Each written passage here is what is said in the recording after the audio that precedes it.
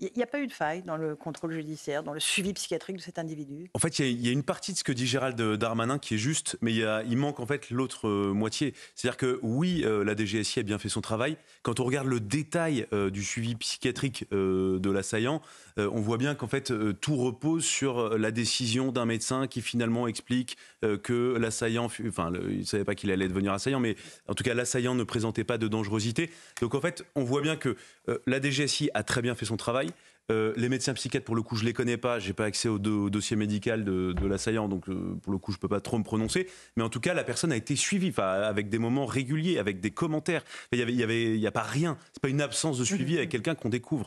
Donc en fait, qu'est-ce que ça montre? Ça montre que tout a bien fonctionné, mais pourtant il y a un attentat. Oui. Et donc, en fait, ça nécessite qu'on aille beaucoup plus loin dans la réflexion. Et en fait, ce n'est absolument pas satisfaisant pour les Français qui nous écoutent d'entendre ça. En fait, la question, c'est même putain, on s'en fiche de savoir ce que propose le Rassemblement national, la France insoumise, Reconquête ou les Républicains. Le sujet, c'est comment est-ce qu'on peut assurer la protection des Français. Et aujourd'hui, factuellement, puisque on peut pas lutter contre ce type de personnes, eh bien la sécurité des Français n'est pas assurée partout sur le territoire national. Et vous avez plus de 5000 personnes qui sont suivies par la DGSI qui présentent à peu près les mêmes caractéristiques que l'assaillant. Donc globalement, oui, les Français ont raison d'avoir peur et ont raison de se sentir menacés. Et moi, j'en veux pas tant je suis pas là en train d'essayer de régler des comptes ou je pense avec tel ou tel gouvernement. Le sujet, c'est que maintenant, il faut agir. Le gouvernement a la possibilité d'agir. Donc en allant vers plus de moyens de rétention administrative, de restriction de liberté qui sont pris sous le contrôle du juge administratif, puisque sur le plan judiciaire, il ne faut pas s'attendre à des choses incroyables. Enfin, la justice n'évoluera, je ne pense pas, sur ces sujets-là. Donc, il y a des solutions qui existent. Maintenant, ce qu'il faut, c'est les mettre en œuvre et sortons du débat politique. C'est ça qui est malheureux. C'est-à-dire que tout le monde, malheureusement, entretient le débat politique pour des mauvaises raisons, mais tout le monde. C'est-à-dire qu'il n'y a pas que le Rassemblement national, les LR, le gouvernement aussi. Alors, dans un instant, à 18h30, d'ailleurs, Marc Trévédic, ancien juge antiterroriste, sera notre invité. Jean-Christophe Covy, vous êtes policier. Vos collègues de la DGSI, du renseignement, ont fait leur travail. Mais il y a quelque chose qui s'est mal passé? Il y avait un trou dans la raquette ou pas? Non, mais eux, ils font le job. Ils étaient d'ailleurs sur cette personne-là parce qu'effectivement, il y avait des indices. Non pas qu'il allait passer à l'acte, mais qu'il s'était re-radicalisé. Et le problème, c'est qu'en fait, on travaille... Parce que sa mère, notamment, l'a signalé. Voilà, la mère l'a signalé. La DGSI est au courant. On a demandé d'ailleurs... Ils ont demandé à la mère de faire interner leur fils. Elle ne l'a pas fait pour ses raisons personnelles, parce qu'enfin, encore une fois, c'est une maman. On demande, en fait, imaginez, on demande à la maman de prendre cette responsabilité. Bon, c'est pas moi de juger ça, en fait.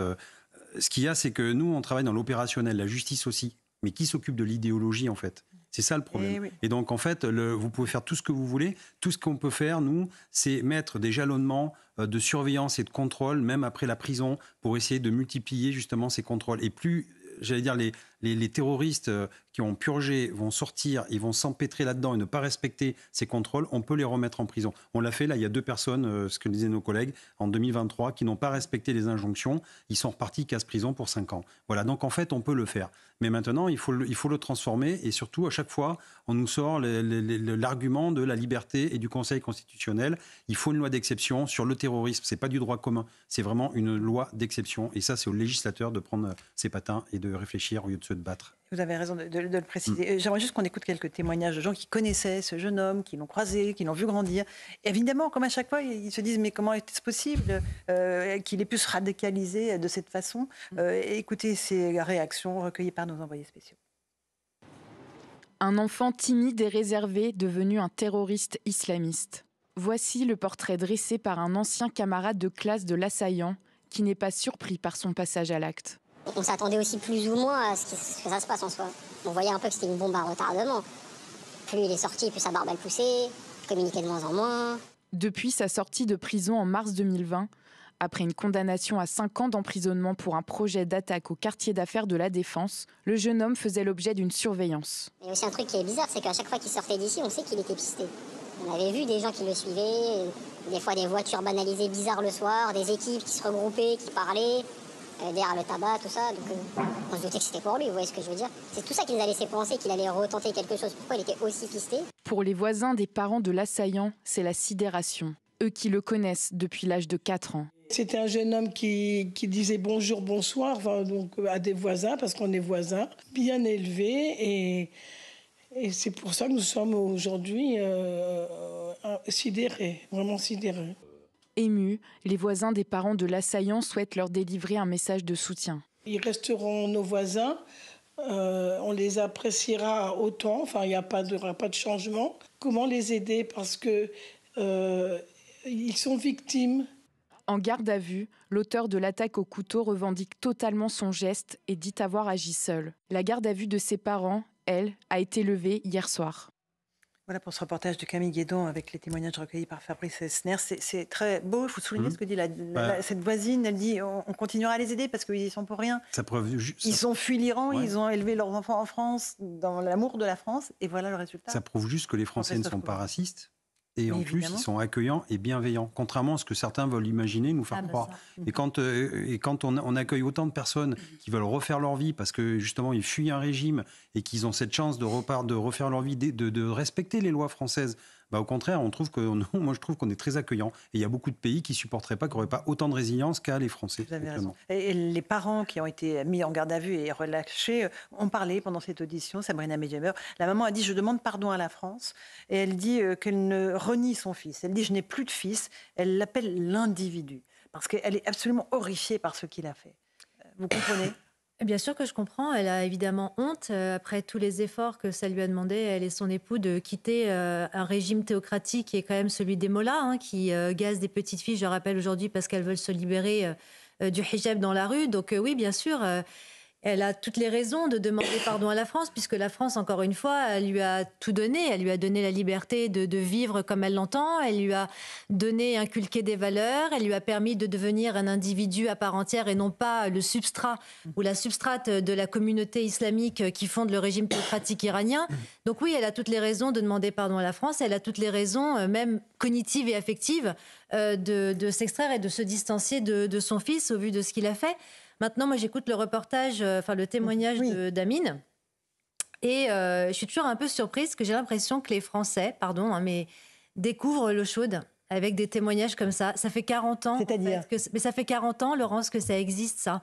Dans les quartiers, ça fait 40 ans que l'islam des caves prolifère. Ça fait 40 ans que les frères musulmans œuvrent justement pour aider ces jeunes, entre guillemets, perdus, parce qu'on a aussi une tendance pour masquer les vraies failles et les défaillances du pouvoir étatique à psychiatriser, à sociologiser les victimes et à fasciser et à extrême-droitiser les bourreaux. Non, c'est l'inverse. Je sais plus ce que bon, bref, vous avez compris. Oui, absolument. Donc, non, parce que je suis dans ma lancée. Donc, si vous voulez, c'est pas une découverte anthropologique. L'islamisme en France, ça fait 40 ans qu'il prolifère.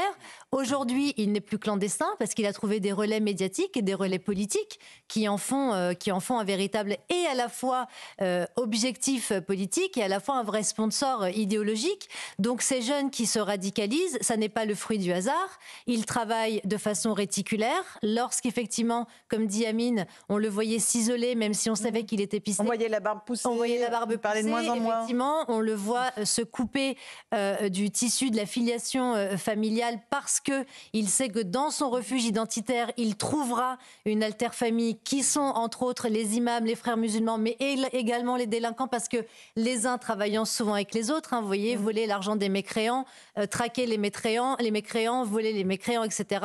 C'est toujours bon pour la communauté, selon les dires de certains imams, pas tous fort heureusement, mais c'est une réalité également. Donc c'est tout un tissu réticulaire qui s'est formé en France depuis 40 ans. Les pouvoirs publics, à force d'objectifs court-termistes en termes de mandat et de positionnement politique, ont oublié que cette descendance, elle est là. Elle s'est dépossédée identitairement et elle s'est désaffiliée culturellement. Quand on me parle des troubles schizoïdes de cette personne, moi je veux bien l'entendre, évidemment. Ça relève d'une folie meurtrière que de poignarder quelqu'un avec un marteau et un couteau. Mais quand dans l'enquête il assume son geste, il le dit froidement, on dit bien que visiblement il paraissait désincarné, sûr de lui, il assume son geste. En réaction à la persécution des musulmans dans le monde entier. Exactement, quand on souffre de troubles paranoïades, on est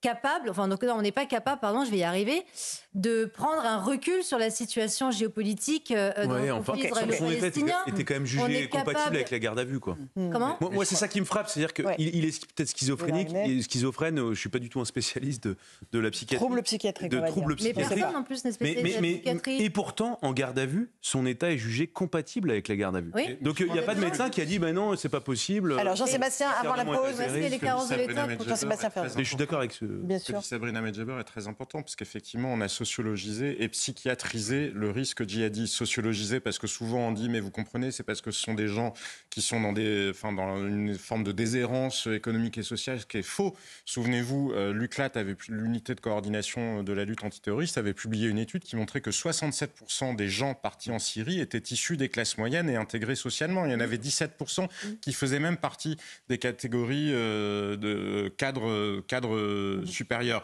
Donc ça n'est pas la pauvreté qui mène au djihadisme. Sur la psychiatrisation, vous avez raison aussi, parce que tous les experts vous le disent, les personnes souffrant de troubles psychiatriques en population générale ne sont pas plus violentes que les autres, voire plutôt parfois moins. En revanche, cette idéologie-là, et c'est bien là où il y a une responsabilité de l'État, en probablement ne formant pas assez les experts psychiatres qui sont confrontés à ces individus-là, parce qu'ils ne perçoivent pas la spécificité de l'idéologie djihadiste. Et dernier point, je crois que nous ne voulons pas voir la réalité du projet islamiste sur l'Europe. Il y a un projet Dormez tranquille, braves gens, rien ne se passe dans notre pays. Non mais c'est moi ce que je disais tout à l'heure. Dormez tranquille. Je parle de projet idéologique qui considère que l'Europe est le ventre mou de l'Occident, et les islamistes, depuis maintenant 25 ans, ont décidé de s'attaquer à l'Europe pour essayer de nous faire basculer dans une forme de califat. Ce projet-là, il faudra bien finir par le regarder en face, parce qu'il existe et il y a des gens qui se retrouvent dans ce combat. On est d'accord. Petite pause. On continue ce débat dans un instant dans Punchline sur CNews et sur Europe 1.